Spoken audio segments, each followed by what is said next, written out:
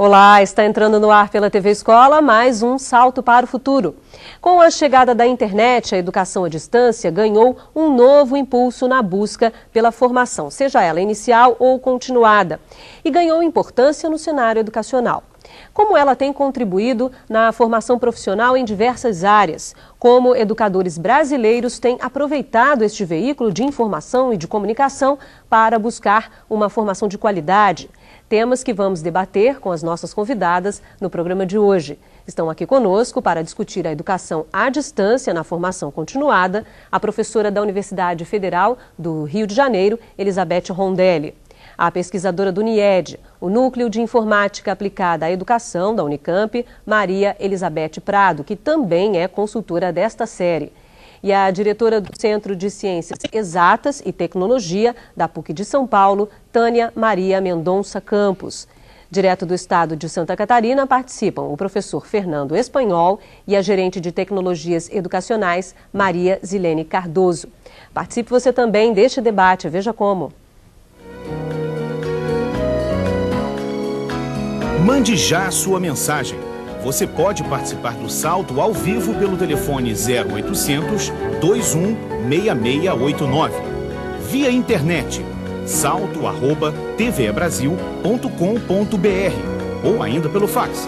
Disque o código da operadora, o DDD 21 e o número 2232-3271.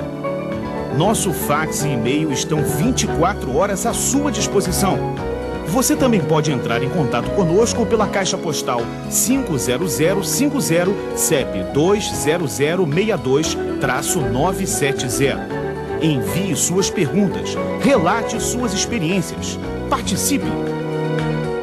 No Brasil, existem cursos à distância voltados para professores multiplicadores dos NTEs, os Núcleos de Tecnologia Educacional de todo o país. Um deles, de aperfeiçoamento, é promovido pela Universidade Federal do Rio Grande do Sul. E o outro, de especialização, pela PUC de São Paulo. E o objetivo é a construção de conhecimentos em novos ambientes de aprendizagem. Confira.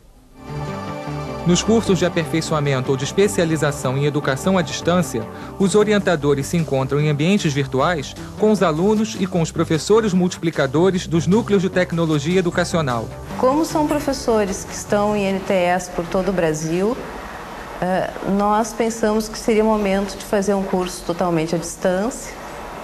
Um curso esse foi feito em nível de aperfeiçoamento, para que a gente pudesse formar realmente uma comunidade de aprendizagem com esses professores. A orientadora Rosane Aragon, do curso promovido pela Universidade Federal do Rio Grande do Sul, interage via internet com a aluna Helena Pontes, do Núcleo de Tecnologia Educacional Parque 10 em Manaus. Eu interessei em ingressar no curso EAD porque eu acredito que através do curso de educação à distância, nós também podemos utilizar essa prática com as nossas escolas, né? No caso do município, as nossas escolas todas são bem distantes da sede aqui do NTE. Então, através dessa possibilidade, nós podemos estar no dia a dia com os nossos professores, orientando. Nos cursos, como o de especialização que é oferecido pela PUC de São Paulo, ocorre a chamada formação em serviço, sem que os participantes precisem se afastar do seu local de trabalho. Agora, eu estou iniciando uma conversa com esse aluno que vai desenvolver um projeto no seu local de trabalho e as dúvidas, as questões que ele tem são colocadas na rede e aí um colega pode responder ou o docente pode responder e isso faz uma interatividade muito grande entre os próprios alunos e os alunos e o docente. Uma interatividade que requer descrições muito detalhadas. Esta interação acontece por meio da escrita, o que exige do aluno-professor uma explicação mais elaborada sobre o projeto que ele está desenvolvendo. Você tem que sistematizar muito o que você quer dizer, porque você não conta com elementos que normalmente você conta num curso presencial. Você tem os gestos, você tem a postura, você tem a entonação. E a própria rotina de um curso presencial costuma ser bem diferente do dia a dia de um curso à distância. No curso presencial você frequenta o curso, você vai até lá, tem um horário, tem um espaço. No curso à distância, ele meio que frequenta a sua vida. Eu não saía da minha casa, eu estava dentro da minha casa, eu fazia o curso à noite. Levantava às 3 horas da manhã, que é a hora que a internet estava baratinha, né? e fazia o curso até às 6 horas, aos finais de semana. A avaliação à distância pode ser feita durante todo o curso. Tudo que o aluno faz está registrado, o que torna possível avaliar sua participação e suas produções. E mesmo quando a avaliação é feita em situação presencial, o foco está na capacidade do aluno-professor de analisar a sua aprendizagem e a sua prática pedagógica. A nossa ideia de avaliação é avaliar processo, basicamente muito mais do que avaliar produto. A avaliação é feita com base nas atividades dos projetos que os alunos estão fazendo. A gente cria o que a gente chama de um portfólio, onde tudo que o aluno vai fazendo vai sendo colocado nesse portfólio, e esse portfólio que está sendo constantemente analisado. E para aqueles que consideram o contato à distância impessoal, a interação via rede pode ser reveladora. Uma vez um aluno me deu um depoimento, ele me disse: professora, esse curso foi terapêutico, porque em sala de aula eu nunca consegui me expressar. Eu sempre tive problemas em me expressar oralmente, em enfrentar as outras pessoas. E nesse curso eu consegui escrever tudo aquilo que eu pensava, consegui colocar meu sentimento.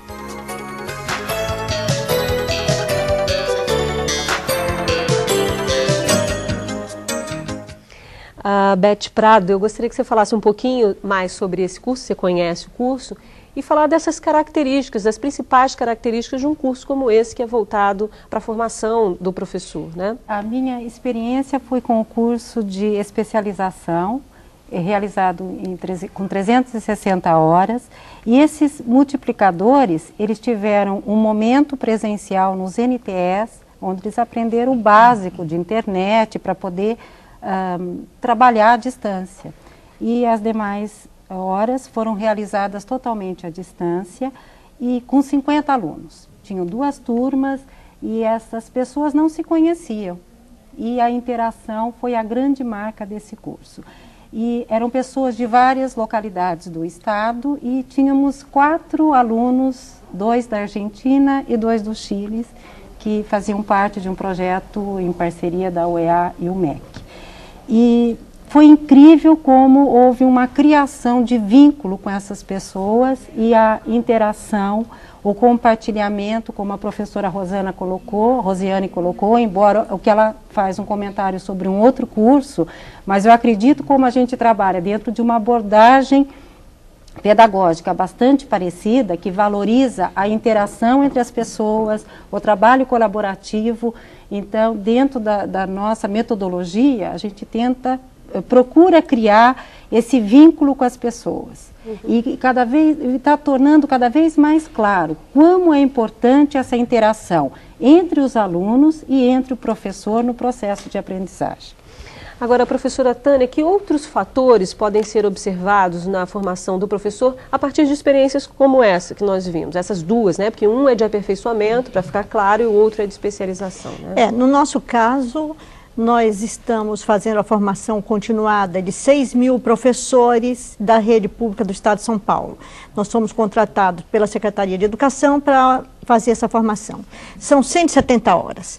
Nós temos 60 horas presenciais em 3 momentos distintos. Nós vamos para um hotel e esses alunos, professores, são distribuídos em turmas até 50 professores. Nós temos 120 turmas. São 2.000 do ensino médio e 4.000 do ensino fundamental.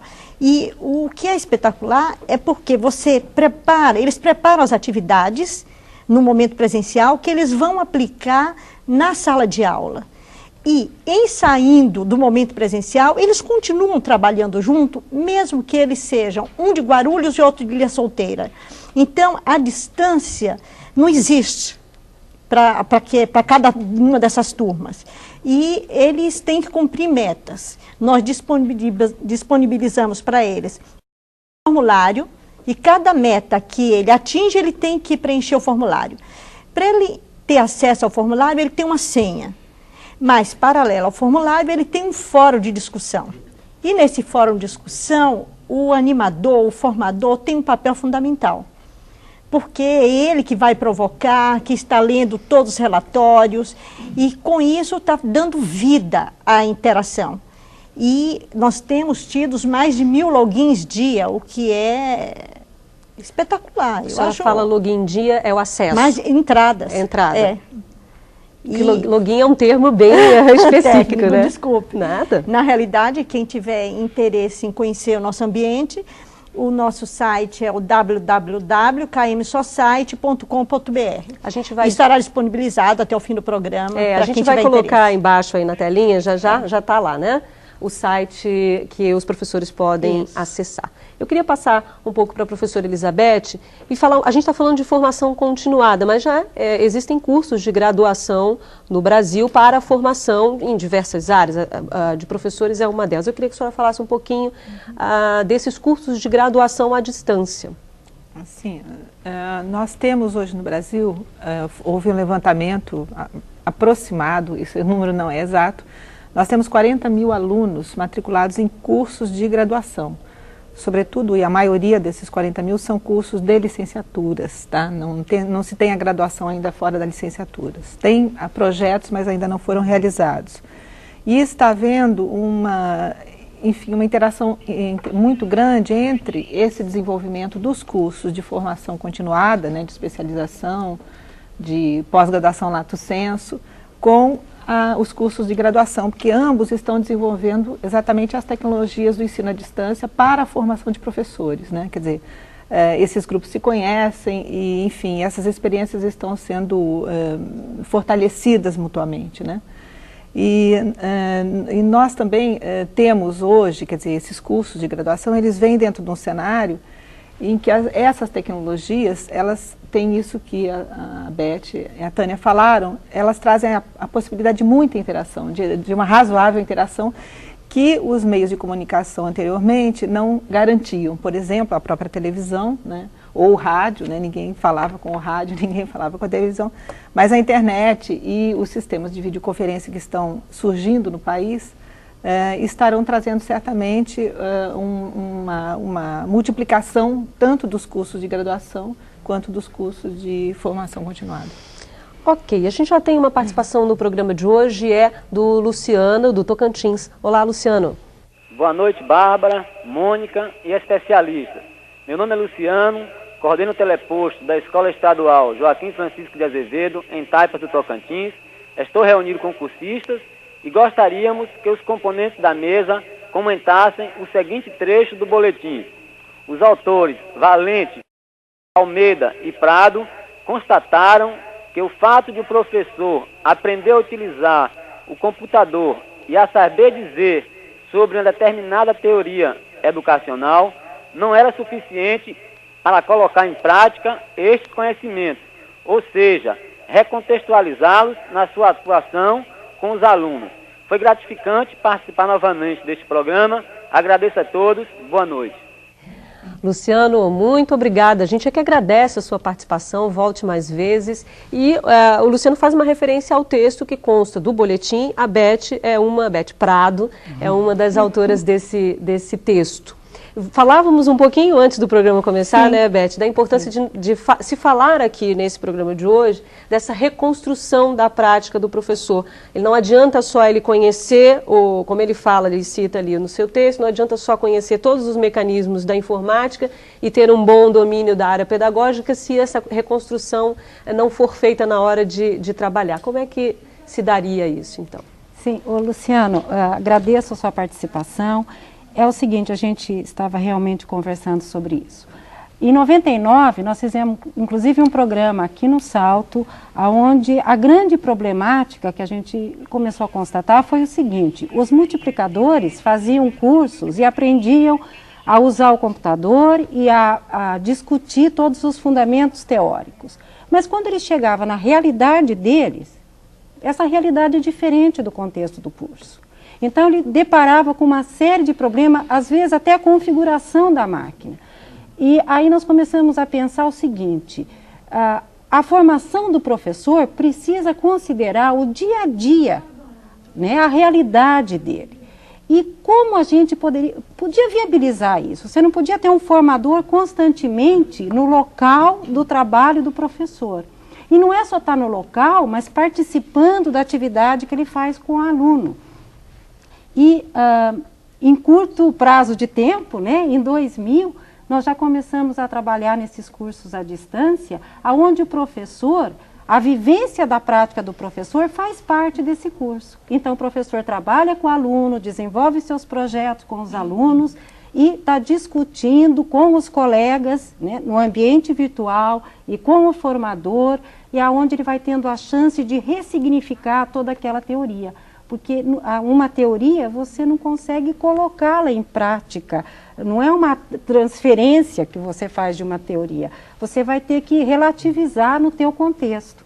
Então, acho que hoje a gente vê a EAD com esse potencial que está enriquecendo a formação dos professores ou de qualquer profissional que lida com a prática. Professora Elizabeth, eu sei que a senhora quer... mas antes vamos a Santa Catarina, eu já passo a palavra, ok? Vamos falar com a professora Maria Zilene, direto de Santa Catarina. Olá, professora. Olá, boa noite a todos. Uma boa noite especial às debatedoras, a Thelma, a Mônica, a Bárbara e especialmente aos professores que estão participando dessa série de todo o Brasil e de Santa Catarina. Eu gostaria de colocar que nós aqui em Santa Catarina já estamos na 4ª edição, assim por dizer, no curso de especialização para formar os multiplicadores dos NTS. A primeira experiência que nós tivemos foi com a formação, com a participação da Universidade Federal de Santa Catarina, formando os multiplicadores através do curso de especialização. A segunda experiência nós tivemos com a UDESC, que é a Universidade do Desenvolvimento do Estado de Santa Catarina, com a formação de 64 multiplicadores, e estamos iniciando agora, até porque nós inicialmente tínhamos 6 núcleos de tecnologias em todo o estado, aumentamos para 12 e até o final deste ano nós vamos criar mais 14 núcleos de tecnologia educacional. Para tanto, necessitamos da formação de mais multiplicadores. Então, iniciamos agora em setembro com mais uma turma de 31 multiplicadores, de novos multiplicadores, com a Universidade do Espírito Santo, em parceria com a Universidade do Espírito Santo, e ainda iremos iniciar no mês de outubro com mais 40 alunos, com mais 40 multiplicadores, com a Universidade, com a UDESC, aqui em Santa Catarina. Então, vejam que a necessidade de estar formando esses multiplicadores é muito grande, porque nós sentimos a dificuldade no momento do professor de desenvolver a atividade de aprendizagem utilizando esses meios tecnológicos que estão disponíveis em sala de aula. E principalmente nós aqui, que a política do nosso governo é de que teremos em todas as escolas públicas, até o final do ano, a instalação da internet nas escolas. Então temos que fomentar, temos que formar esses multiplicadores, porque são eles que vão dar esta base para os nossos professores desenvolver as atividades de aprendizagem, utilizando a educação à distância, utilizando os equipamentos que estão aí disponíveis. Professora Elizabeth, aí vimos então o relato da professora Maria Zilene da experiência que eles estão vivendo lá. E ela falou da importância, dessa necessidade de se formar, né, os profissionais da educação, e aí a gente retoma um pouquinho a ideia da reconstrução, do professor ter que refazer ou repensar a sua prática após ele entender como é que se funciona o mecanismo da informática, das novas tecnologias, né? A senhora queria fazer um comentário em relação a isso. A propósito da pergunta do Luciano e da intervenção da professora de Santa Catarina, eu tenho a dizer, a gente tem que lembrar que tecnologia não é só a informática e o computador, né?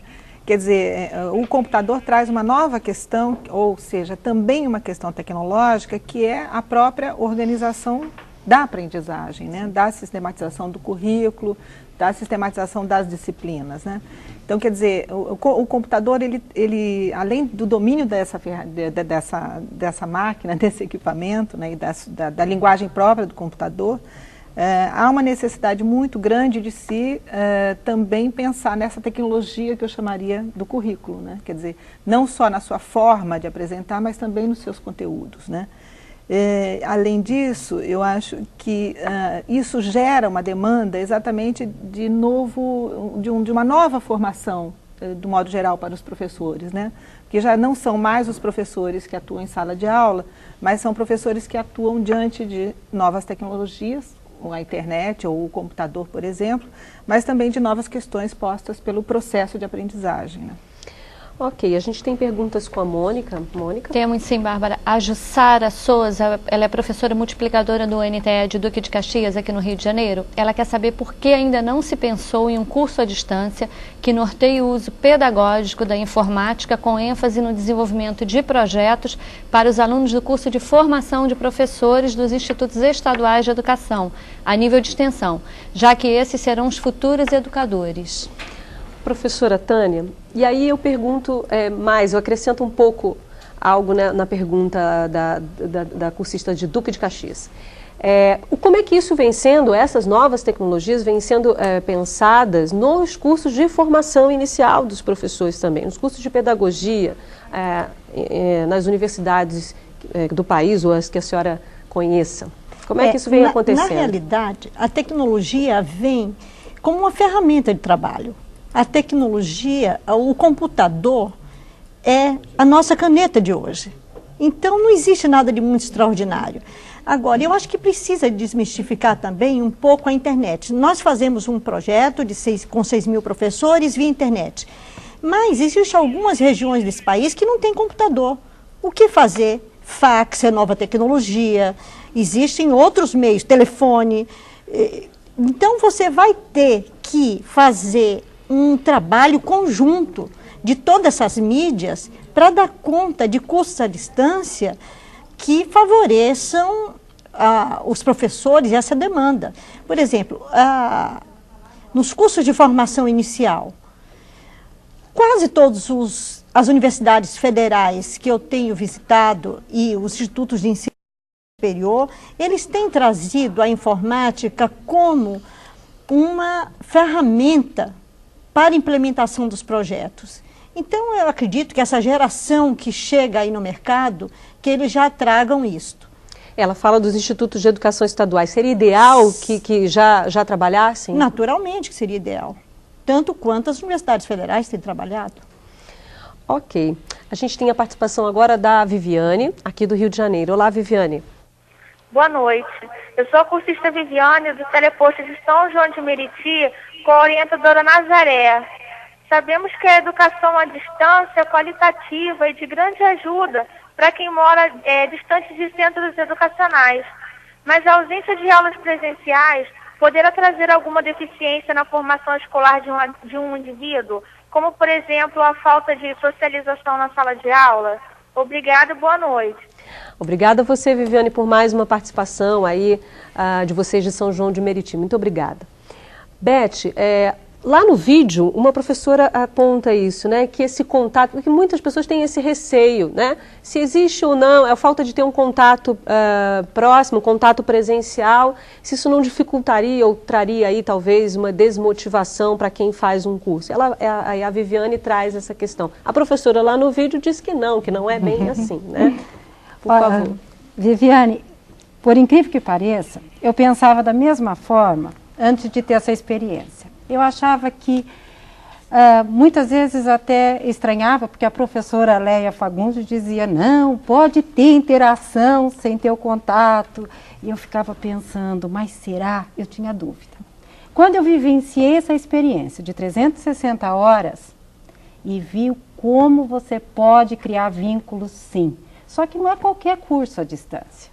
Você tem que ter uma abordagem, você tem que criar um ambiente confiança entre as pessoas. Então, não dá para generalizar que todo curso você cria essa interação. Mas eu vivenciei e, inclusive, teve uma das pessoas... foram criados tantos vínculos que uma pessoa da Argentina... Ela participou, inclusive, do programa do ano passado e se relacionou com as pessoas do Brasil. E as pessoas tiveram oportunidade de se conhecer fora do curso, porque realmente estavam muito mais próximas do que uma relação presencial. Obrigada. Bom, no próximo bloco vamos saber como tem sido a experiência de 6.000 professores participantes de um curso de formação continuada à distância. Salto para o Futuro volta já.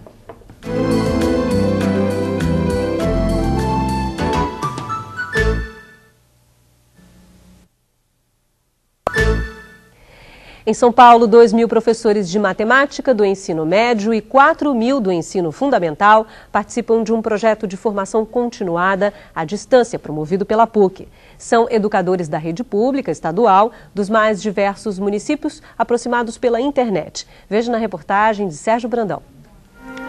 Para trabalhar com um número tão expressivo de professores, o projeto de educação à distância conta ao longo do ano com 3 encontros presenciais, de 2 dias cada um, seguidos de interações à distância por meio da internet. E promove ainda reuniões com os professores que trabalham nas divisões regionais de ensino como técnicos pedagógicos. Neste dia de palestra, estão aqui reunidos mais de 80 assistentes técnicos pedagógicos da Secretaria de Estado de Educação de São Paulo.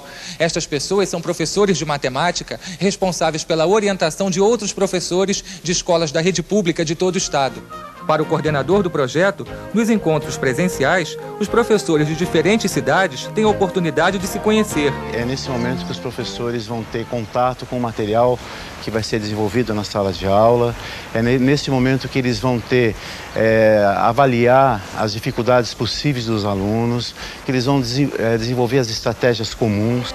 Na parte não presencial do projeto, os professores recebem orientação dos capacitadores ou formadores, discutem suas dificuldades, recebem orientação, analisam teorias e buscam artigos e outros materiais de apoio. Temos um fórum, temos discussões, e-mails, um bolo só na máquina, né?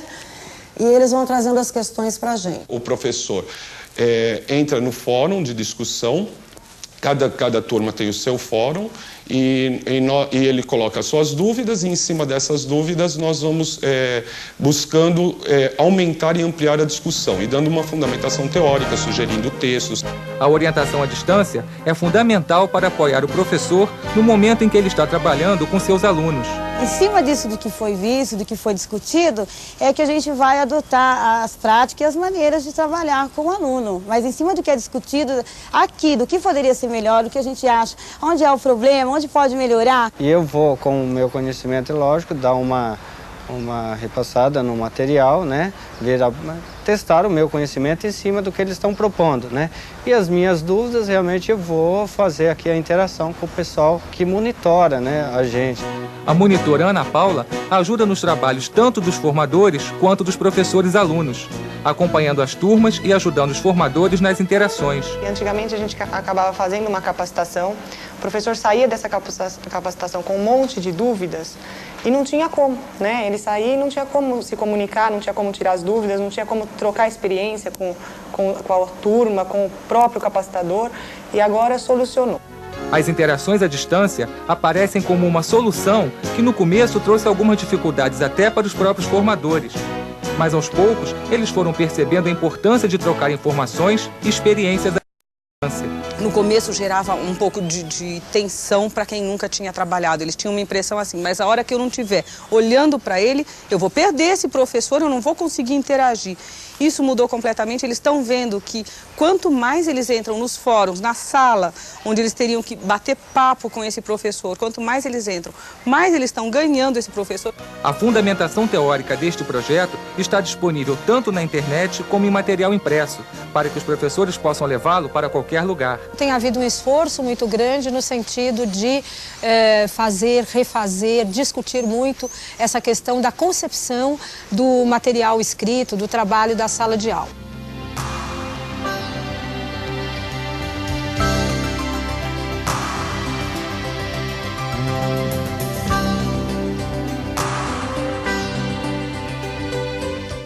Professora Tânia, sobre esse curso que a senhora se referia lá no início do bloco, né? Que eu gostaria que a senhora falasse um pouco mais sobre esse curso. Exatamente.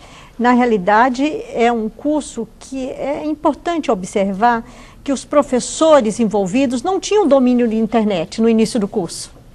E que este não foi um obstáculo para o andamento do projeto e para o sucesso do projeto. Por quê? Porque eles foram aprendendo fazendo. Eles tiveram lá no momento presencial orientações de como usar a internet. Eles tiveram uma oficina que lhes dizia como fazer funcionar e funcionou. Porque é muito fácil, desde que você tenha uma motivação muito grande. E eles estavam muito motivados em trocar experiência entre eles.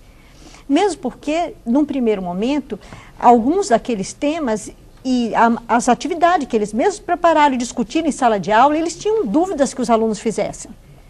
E no primeiro retorno, eles ficaram deslumbrados. Eles diziam, mas veja o que o meu aluno fez. Na realidade, eles mesmos se dão força. Nós estamos ali só com uma mediação. Porque a experiência e a competência do professor em sala de aula, esta é uma variável que deve ser considerada em qualquer formação continuada. A universidade não pode chegar absolutamente achando que sabe tudo. É um projeto de parceria sempre. Ok, a gente já tem uma participação agora neste bloco e é da Marcileia, do Tocantins. Olá, Marcileia. A minha pergunta é a seguinte: como integrar esta formação à distância, ou mesmo como está conciliando essa formação dentro do espaço de tempo do educador e das diversas atividades em que ele está inserido no dia a dia? Boa noite. Obrigada pela sua participação hoje aqui no Salto. Professora Elizabeth? Bom, a integração, acho que a Beth falou, né? Quer dizer, essa atividade se dá dentro de um certo contexto, né? Quer dizer, o uso da tecnologia, o desenvolvimento do ensino à distância, ele não só não está descontextualizado de alguma realidade, né? Claro, mas o que se assiste também nesse estágio, pelo menos, do desenvolvimento dos nossos cursos à distância, quer de formação, quer de graduação, né? É de que nós estamos ainda fazendo um sistema um pouco misto, né? Ou seja, aproveitando algumas possibilidades de se fazer atividades presenciais, de se reunir os alunos em alguns locais e usando isto também, usando esse recurso para que faça alguma coisa à distância, com exceção do curso que a Beth citou. A maioria dos cursos combinam a atividade presencial e a distância, exatamente porque nós temos uma tradição muito grande com o ensino presencial e é difícil, assim, de repente, nós descolarmos dessa tradição e partirmos para um curso totalmente à distância. Isso há uma dificuldade para os professores nesse aspecto. Sim. E há uma dificuldade também para os alunos, né? Quer dizer, então o curso ele tem que levar em conta não só essa realidade local, a realidade cultural mesmo, mas também esta realidade, ou esse hábito, né, de nós termos aprendido durante toda a nossa vida em cursos presenciais, em salas de aulas presenciais. Mas é uma tendência futura, né, de se pensar que vão existir cursos totalmente à distância com uma qualidade considerada também. Sim, é uma tendência. É uma tendência. Ok, vamos voltar a Santa Catarina, falar com o professor Fernando Espanhol. Olá, professor. Boa noite. Um abraço especial aí para a Mônica e a Thelma, nossas parceiras do Salto, e a Bárbara, aí, nossa apresentadora, e para Beth Rondelli aí, porque a gente já tem uma relação um pouco aí junto à Univale com o curso de especialização da Unirede, no qual eu fui conteudista. Bom, nós temos uma experiência na Univale ligado à formação de professores, pedagogos, sobre uma ação prática da utilização desse tipo de tecnologia, ou seja, incorporando disciplinas com metodologia de educação à distância que passam a modificar até a educação presencial. Então isso passa, eu acho, a ser interessante, porque eu estou incorporando tecnologia não só para o conceito à distância, mas incorporo também para o presencial. E coloco uma questão aí para as debatedoras, quer dizer, a gente vê que tem uma série de experiências no Brasil inteiro, experiências muito ricas, mas nota que o principal entrave nessa ação está ligado à legislação que incorpora isso. Quer dizer, o MEC, a Secretaria de Educação à Distância, os conselhos estaduais de educação, que não dão essa liberdade, essa importância para a legislação nas principais experiências que hoje já são feitas, algumas à revelia até da própria legislação. Quer dizer, qual seria o caminho aí, talvez frente ao novo governo, talvez frente a algumas ações, para nós conseguirmos melhorar essa questão de legislação e permitir uma garantia de finalização desse tipo de curso, né? E uma outra questão que eu acho que está ligada um pouco à questão da modificação, que a gente entrou, os debatedores já discutiram um pouco isso antes, quanto à mudança de paradigma do professor, né? A gente fala paradigma, mas é aquela questão de perder o poder do ensino presencial e que faz com que o professor perca um pouco aí, tenha medo de se incorporar na educação à distância. Seria isso. Obrigado, professor. A professora Elizabeth, ele fala primeiramente da questão da legislação. Quais são os entraves e o que é preciso mudar, melhorar?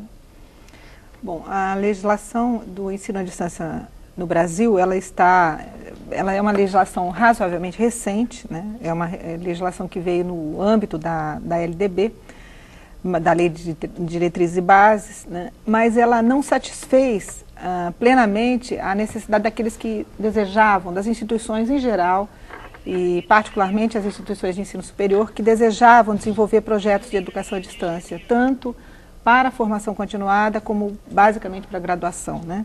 O que a Secretaria de Ensino Superior do MEC fez neste ano, no início deste ano, foi formar uma comissão de assessores, né, em educação superior à distância, para rever toda a legislação, né, são vários decretos e leis, né, que regulamentam, né, a educação à distância.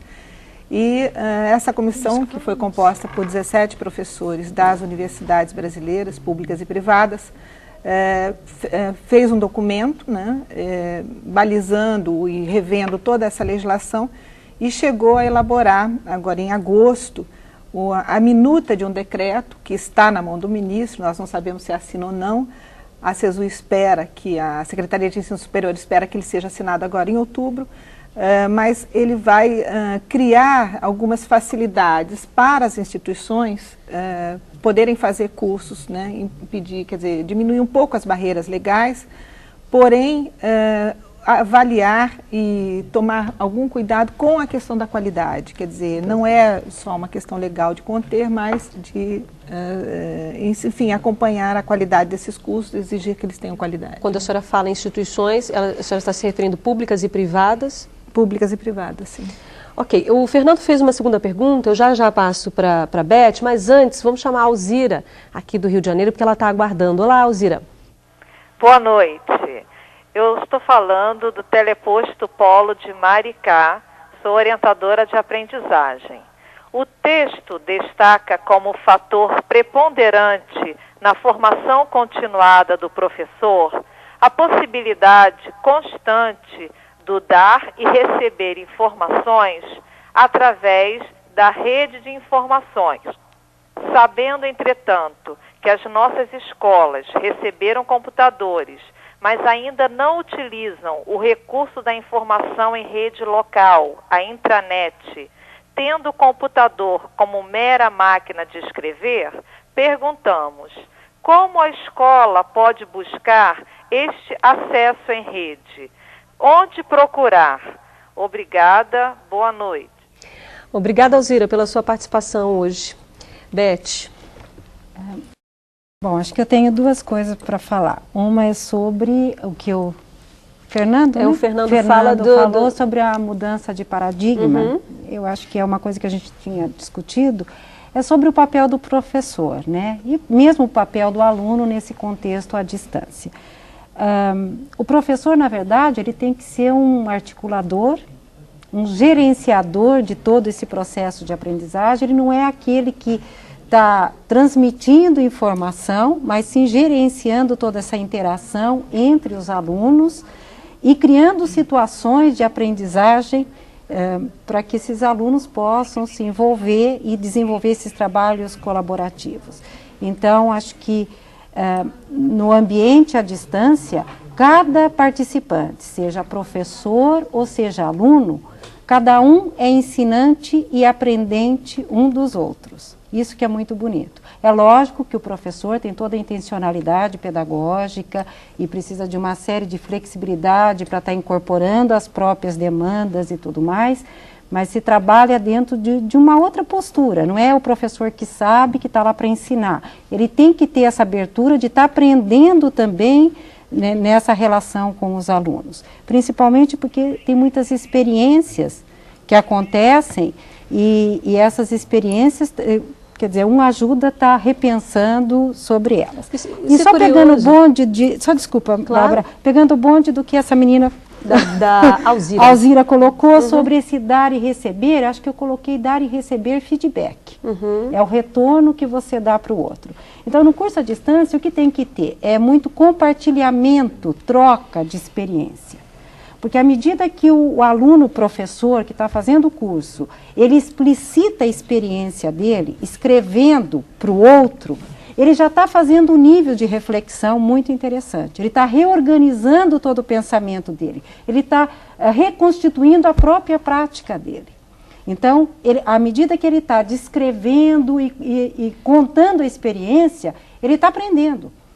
E o outro que está ouvindo, que está lendo, vai dar um retorno sobre aquilo. E nesse momento ele faz comparação sobre a própria experiência dele. Só é curioso, desculpe te interromper, porque são questões, são fatores que você está colocando que são, deveriam ou devem estar num momento que não é a distância também, na educação presencial, na educação como a gente já tem hoje, tradicional. Esse dar e receber, essa troca, esse compartilhar.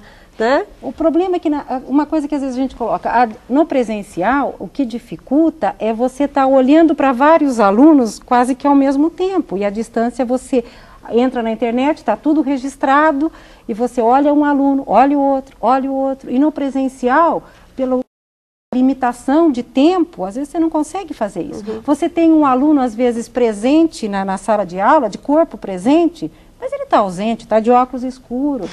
E na relação à distância, não. O aluno tem que se explicitar a sua presença. Tá certo. Vamos para perguntas, né, Mônica? A Mônica já está repleta de perguntas. Bastante. E a pergunta é dos cursistas do SESC Chapecó, em Santa Catarina. Qual a melhor forma de adequar os microcomputadores e a internet na educação infantil? E mais, quais seriam as formas de trabalhar o lúdico em ambientes virtuais? A professora Tânia poderia responder? Ele quer saber como ele integra os computadores, ele liga os computadores na internet. Bom, isso aí é um problema técnico. E utiliza na educação infantil. Mas essencialmente, essas tecnologias, elas são ferramentas, elas são meios. Você precisa ter um projeto pedagógico, onde a tecnologia vem de encontro ao desenvolvimento cognitivo, de conteúdos, de habilidades, de competências. E você ligar os computadores numa intranet, numa internet, é vontade política. Porque isso é muito fácil. Você contrata um técnico que te liga, precisa ter dinheiro e política. Então, se for público, vai depender naturalmente do secretário de Educação. Se for privado, vai depender do dono da escola. Isso, essa resposta que a senhora está dando pode servir também para a pergunta da Alzira. A Alzira perguntava lá, por exemplo, a gente não conseguiu responder a pergunta dela. Eu não consigo aqui na minha região usar a intranet, por exemplo. Como é que eu faço para ter isso? Volta a questão, quer dizer, vai depender, é sempre uma vontade política ou uma vontade de dinheiro, precisa ter dinheiro. Porque não é fácil colocar computadores em todas as escolas do país. Agora, nós temos aí uma verba do FUST, que está sendo prevista para isso, e nós esperamos que ele possa dar conta do planejamento feito, né? Ok, a gente tem a participação agora da Raimunda, do Tocantins. Olá, Raimunda.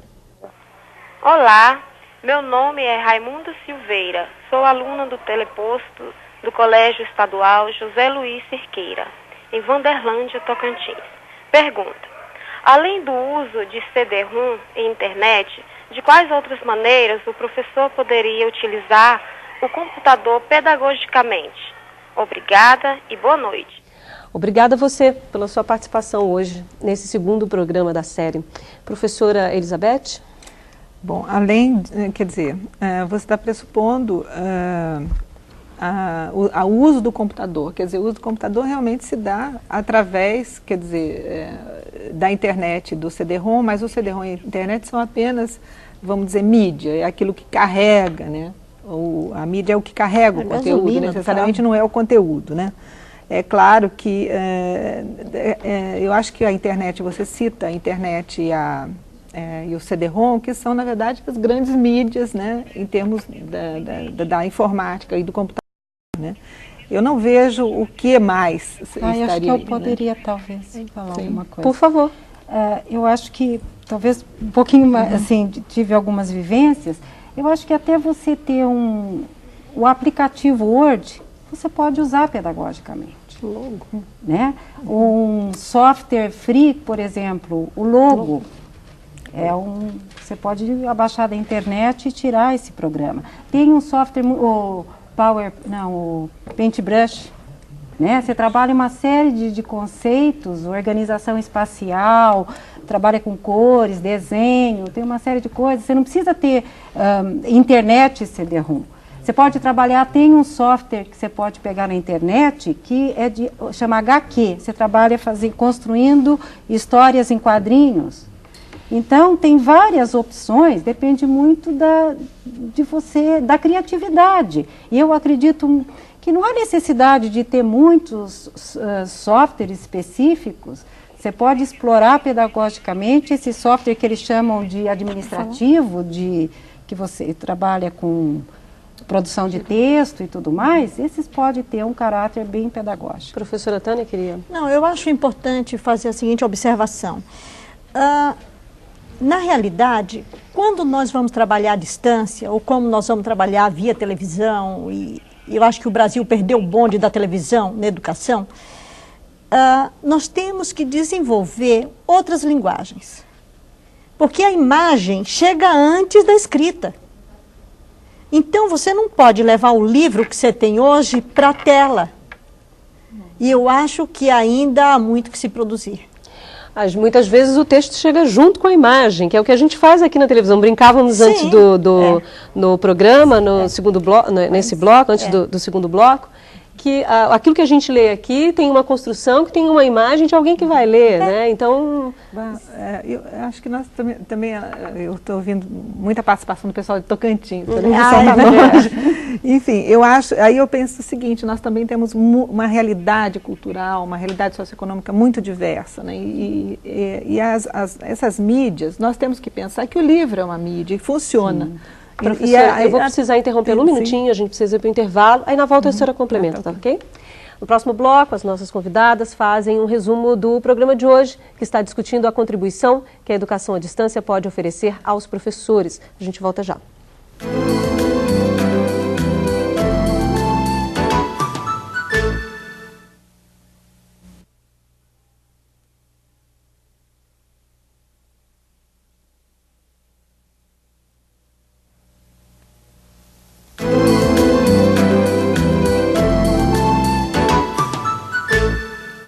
A educação à distância na formação continuada dos profissionais da educação.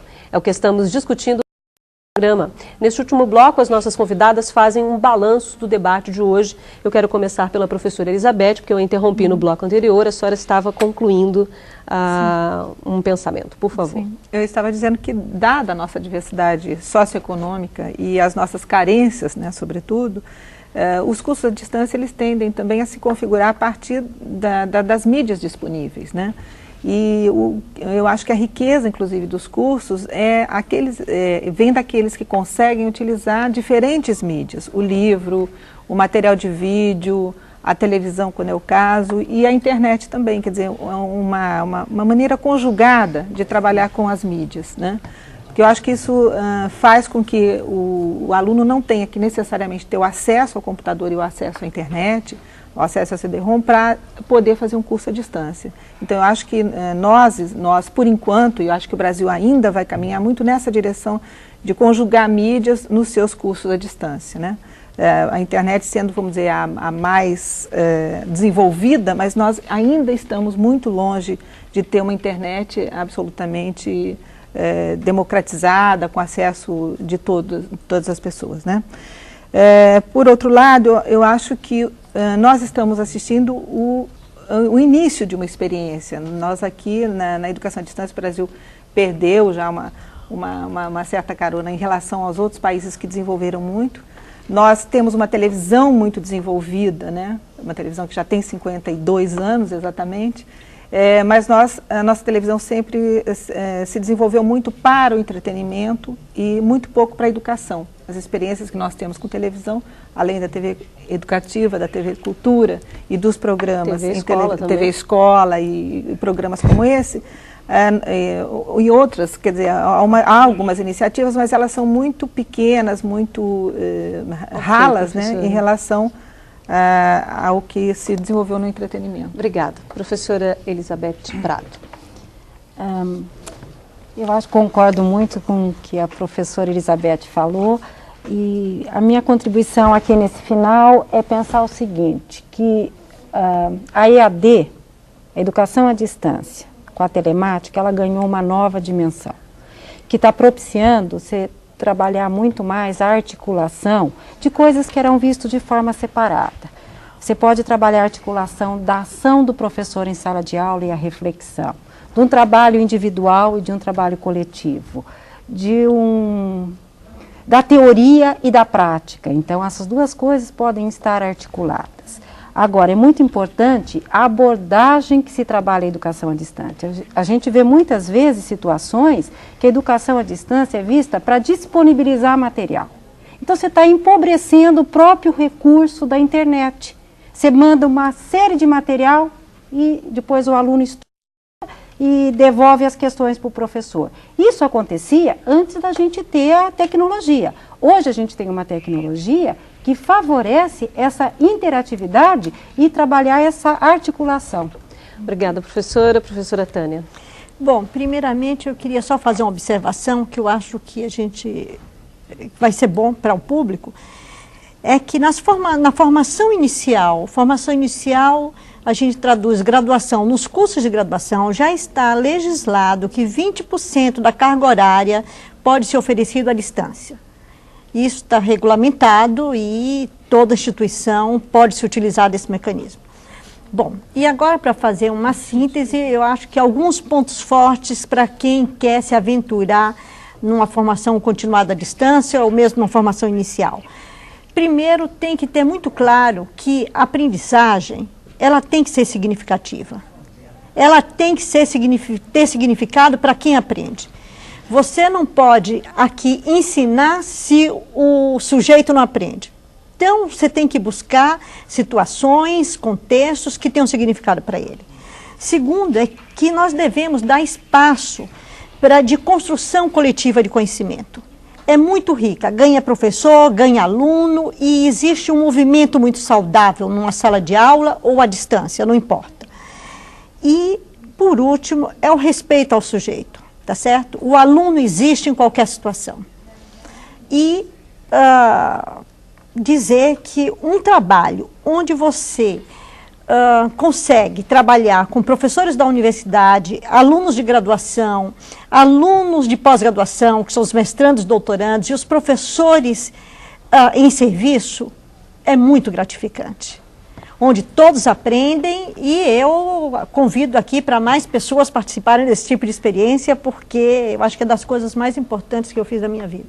Obrigada, professora. Bom, por hoje é só. Eu quero agradecer as presenças da Elizabeth Rondelli, professora da Universidade Federal do Rio de Janeiro, da Maria Elizabeth Prado, pesquisadora do NIED, o Núcleo de Informática Aplicada à Educação da Unicamp e também consultora desta série, e da Tânia Maria Mendonça Campos, diretora do Centro de Ciências Exatas e Tecnologia da PUC de São Paulo.